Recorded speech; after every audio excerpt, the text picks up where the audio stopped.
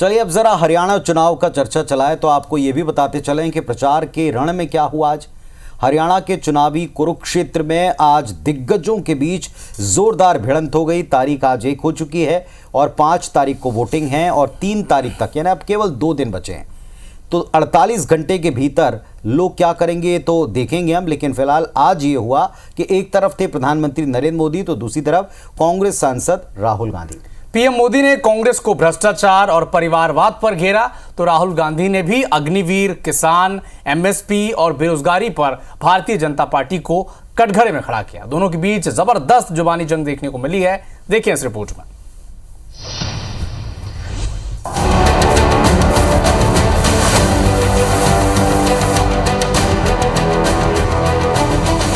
भरोसा दिल से, भाजपा फिर से।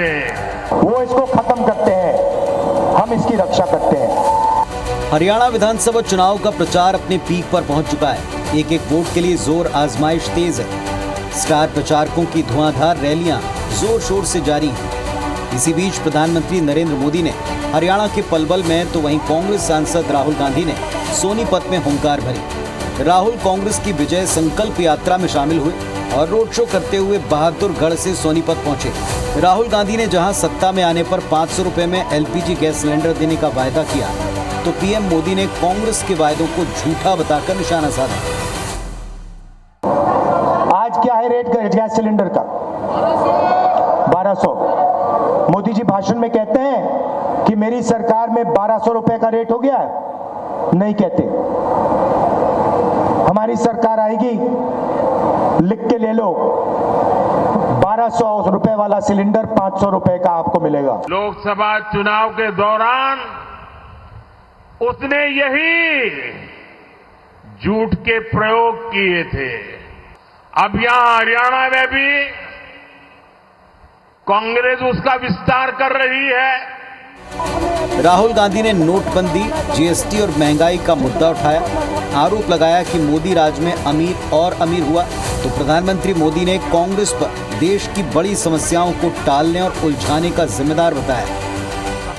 को नरेंद्र मोदी जी ने चक्रव्यूह में फंसा रखा है।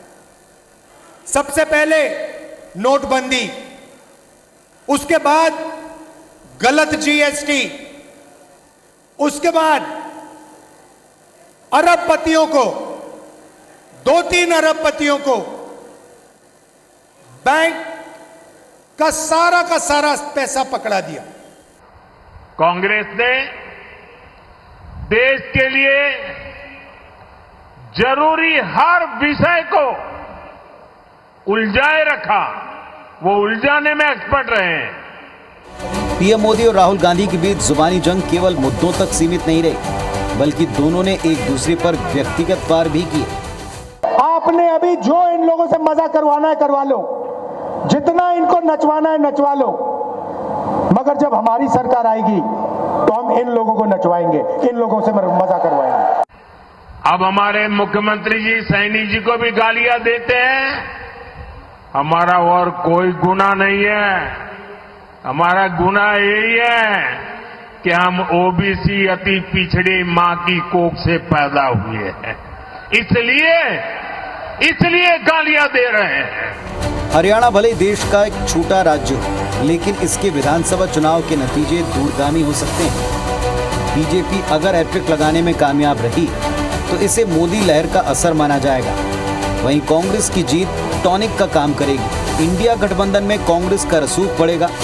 महाराष्ट्र चुनाव में कांग्रेस की सीट शेयरिंग में वेटेज बढ़ सकती है। वहीं अगर हार मिली तो कांग्रेस में अंदरूनी कलह बढ़ना तय माना जा रहा है। हार से बीजेपी में मोदी लहर पर भी सवाल उठ सकते हैं। Bureau report, IBC 24।